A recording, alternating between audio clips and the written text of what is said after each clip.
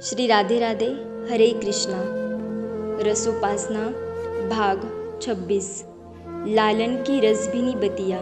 चलिए अब ध्यान में निकुंज के रस में प्रवेश करें। सखियां चरण सेवा कर रही है, युगल शयन कर रहे हैं, पर रंग देवी ने देखा श्याम सुंदर अचक से एक नेत्र को खोलकर बार बार सखियों को देख रहे हैं, और जब सखियां उनकी ओर देखती है तो झट से अपने नयन मूंद लेते हैं।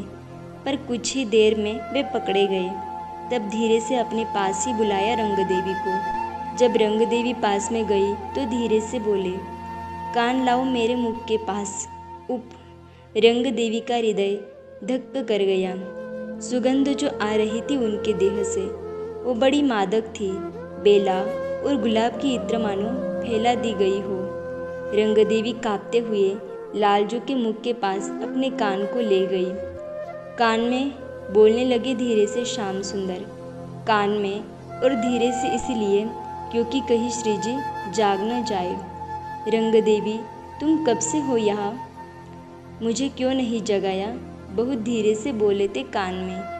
आहा, हंसी छूट गई रंगदेवी की, पर अपने को संभालते हुए धीरे से लालजू के कान में ही कहा, जगाया उसे जाता है लालजू जो सोया हो, पर जो सोने का नाटक करे उसे कोई कैसे जगाए।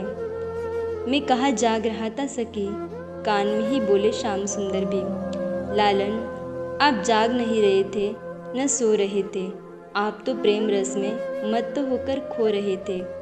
रंगदेवी ने भी कान में ही कहा। सखी तो सो कहा दुराव, श्याम सुंदर ने रंगदेवी से कहा। रंगदेवी, तुमसे मैं क्या छुपाऊँ, तुम तो सब जानती हो। हम दोनों के प्रेम की बात तुमसे छुपी तो है नहीं। सखी क्या कहूँ, मन करता है कि किसी से अपने हृदय की बात बताऊँ, पर बात कहने में नहीं आती। कंठ अवरुद्ध हो जाता है, नयन भीग जाते हैं। मेरे हृदय में रात दिन एक ही अभिलाषा रहती है। इतना कहते हुए श्याम सुंदर चुप हो गए और फिर धीरे से अपनी प्यारी श्रीजी को निहारने लगे। कान के पास जाकर रंगदेवी ने कहा, बता दो रसिकवर, आपके हृदय में जो बात हो बता दो। बस इतना सुनते ही श्याम सुंदर ने लंबी सांस ली। शून्य में ताकते रहे कुछ देर तक, फिर बोले, मेरे मन में तो एक ही अभिलाषा रहती है कि या तो मैं श्रीजी में मिल जाऊँ या श्रीजी मुझ में मिल जाए। किसी भी तरह से हम दोनों एक हो जाए। सखी, मेरे मन में यही अभिलाषा निरंतर रहती है, पर आप दोनों मिले तो रहते हो। रंगदेवी ने धीरे से फिर कहा, ये कोई मिलना है सखी, मिलना चाहते हैं तो श्रीजी के आभूषण बाधक बनते हैं। जब आभूषण को हटा देते हैं तो प्यारी की कंचु की बाधक बनते हैं। जब कंचुकी को भी हटा देते हैं तब सखी ये देह भी बाधक बन जाते हैं। उस स्थिति में लगता है कि देह भी दो क्यों एक ही हो जाते। इतना कहते हुए श्याम सुंदर ने अपना मुख फिर रंगदेवी के कान से हटाकर श्रीजी के मुखारविंद को देखा। बड़े प्रेम से कुछ देर तक आहें भरते हुए देखते रहे, फिर अपने नैनों को बंद किया। रंगदेवी जब जाने लगी पास से, तब श्याम सुंदर ने रंगदेवी का हाथ पकड़कर धीरे से कहा, इधर आओ, अभी मत जाओ, मेरी हृदय की बात पूरी तो सुन लो। रंगदेवी फिर आई पास में, अपने कान को लालजू के मुख के पास किया। अरे सखी, जब भी मैं श्रीजी की ओर देखता हूँ तब मुझे उनकी दृष्टि अपने ऊपर अनुकूल लगती है।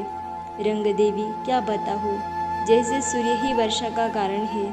सूर्य समुद्र में से खारा जल अपनी किरणों से खींचता है और मीठा करके बरसा देता है, ऐसे ही मेरी श्रीजी मेरे ऊपर पहले कृपा दृष्टि डालती है, मुझे प्रेम रस दे पहले भिगो देती है, उसके बाद विश्व चराचर को आनंद देने के लिए प्रेम रस से सींच देती है। ये जगत में जो भी आनंद फैला हुआ दिखाई दे रहा है वह सब मेरी श्रीजी की कृपा से ही है। हे रंगदेवी, तुमसे क्या छुपाऊँ, एक पल के लिए भी ये मेरे नैनों से दूर हो जाए तो मुझे लगता है मेरी आत्मा मेरे शरीर से दूर हो गई है। वो बेचैनी मेरे लिए असह्य है। इतना कहने के बाद जब श्याम सुंदर ने अपनी प्यारी की ओर देखा तो नयन खुल गए थे श्री जी के। उन कमल नयनों से आनंद के अश्रु गिर रहे थे। श्री जी गदगद भाव से अपने प्राणधन को निहार रही थी। आप जाग गई? श्याम सुंदर ने घबराते हुए पूछा।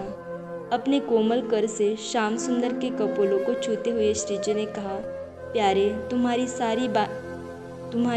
सारी रस भरी बतिया मैंने सुन ली। सखी, हम तो सोच रहे हम ही चतुर हैं, पर यह तो तुम क्या सोच रहे थे प्यारे? तुम ही चतुर हो। अगर तुम चतुर हो तो मैं चतुर की ठकुरानी हूँ। सखियाँ हंस पड़ी। जय हो की गुंज से निकुंज गूंज उठा था। सखियों ने जयकार किया। बोलो ठाकुर और ठकुरानी की जय। शेष चर्चा हम कल श्रवण करेंगे। तब तक के लिए राधे राधे, हरे कृष्णा।